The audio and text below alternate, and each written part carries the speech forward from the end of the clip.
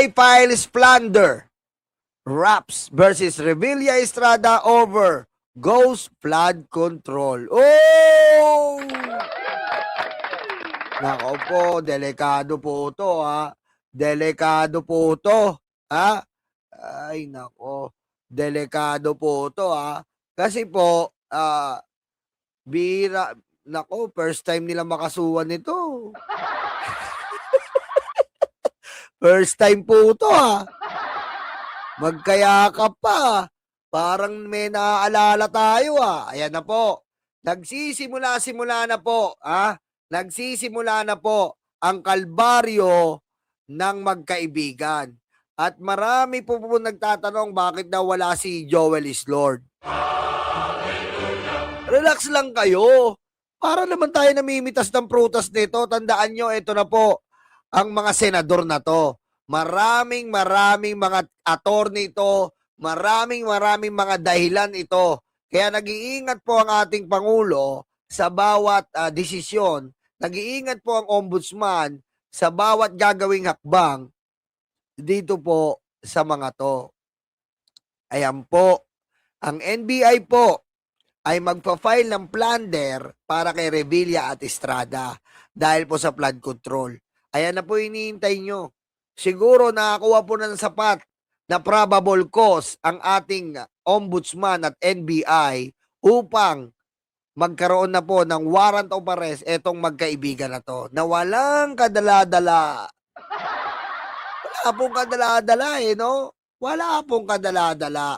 Biro mo, nagkaroon ka na ng experience dito sa nagka-problema ka na noon sa what do you call this? Sa PDAP. Di ba? Napoles. Nagka-problema ka na kay Napoles. Akala siguro nila, eto, medyo magiging madali dahil may experience na kumbaga sa job order. Can you tell me what your experience? Good afternoon. Introduce yourself and tell me what is your experience. I am a senator. I am involved in PDAP scam, which Napoles is my head manipulator that really collected many and tons of money of the Filipino people. Oh, really? Yeah, that's my experience. How about you, Mr. Revilla? I am an artist and amazing stories, and I live in Cavite, and I love money, especially PDAP. Oh, tek, with experience pala. Pero mo, with experience na, hindi na natuto. Di ba? Tama si Chupay, hindi na natuto. Ginawa pa rin nila. At hindi naman po mapagsinungaling ang ebidensya.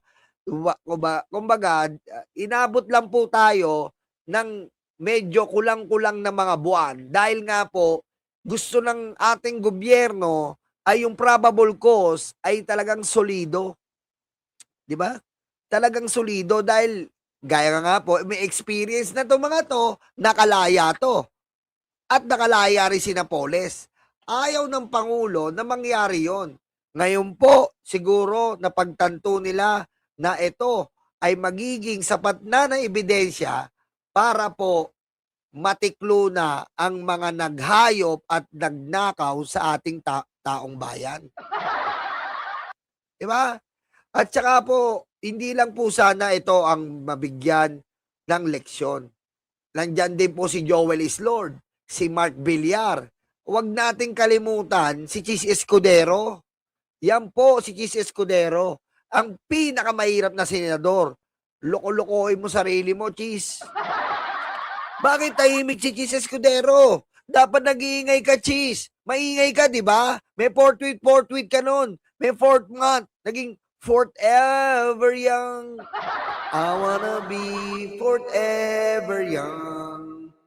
Goodbye mo ang impeachment. Forever young. Nasingit pang hayop. Diba? Hindi lang po sana ito, mahal nating ombudsman, mahal nating gobyerno, ang mapagtuunan natin ng pansin.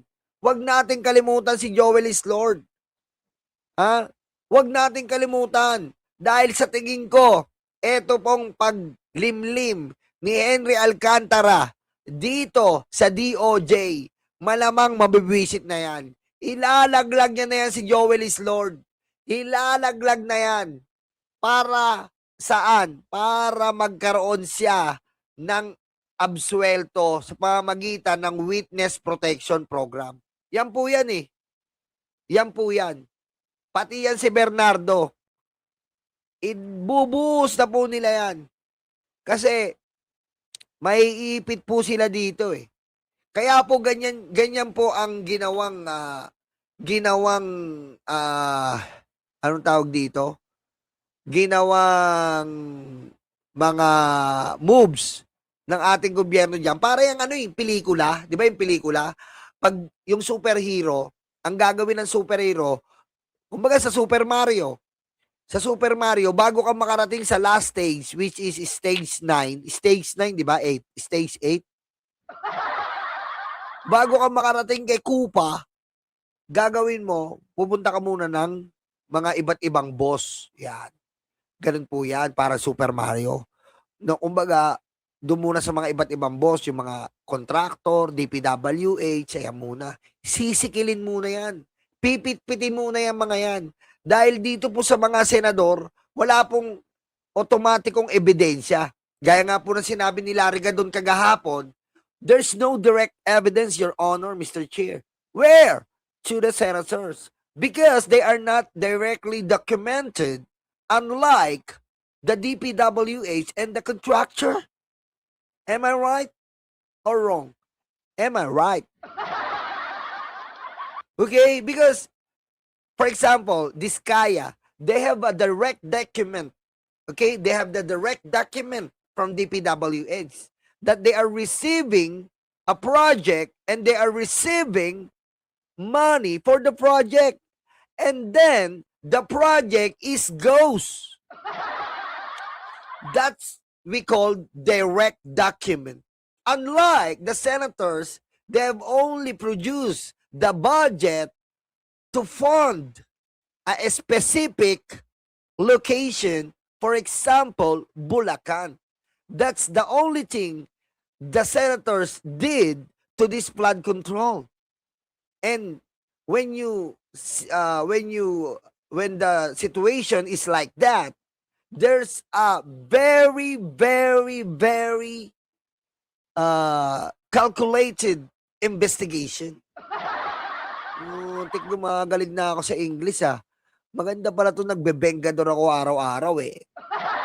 Diba? Diba? Dapat ganun po. Kumbaga sa Tagalog, alam ko hindi nyo naiintindihan yung English. Ang Diskaya po, nagkaroon po yan ng dokumento sa DPWH. Pwede pong matignan anumang oras. Samantalang ito pong sa mga senador, wala po silang direktang dokumento. Meron silang utos lang. At yung utos na yon ay hindi po papasa sa korte. Kailangan pong pag-aralan maigi, kailangan pong rebisahin maigi para po magkaroon po ng matinding probable cause at maihain po ito sa husgado. Di ba? Yan po ang kailangan. Kaya po mahirap din po na sinasabi nila na andyan ang ebidensya, andyan ang ebidensya. Ba't hindi pa makulong? Hindi po ganon. Pwede natin sampahan yan ng plunder. Pero pag umarap ka po sa husgado, hinimay na yan ng husgado ng Sandigan Bayan. Tapos ang ebidensya mo ay puputol-putol, kukulang-kulang. Dismiss. Sino mo papaiya? Ang administrasyon. Pwede pa silang mabalikan damage ng kanilang pagkatao. Yun po ang iisipin natin. Di ba?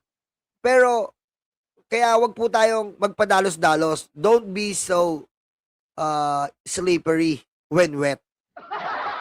Wag tayo maging padalos-dalos. Okay? Kaya congratulations po sa magkaibigan. Walang iwanan. Sila na naman po, pinagtagpo, Talagang tinadana, magnanakaw po ang dalawang ito.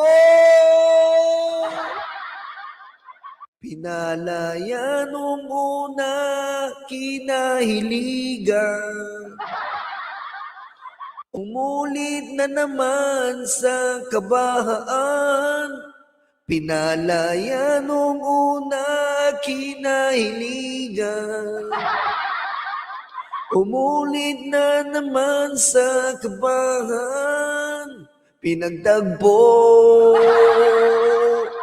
Talagang tinadhana, magnanakaw po ang dalawang ito. Pegador, wala kang kawalan.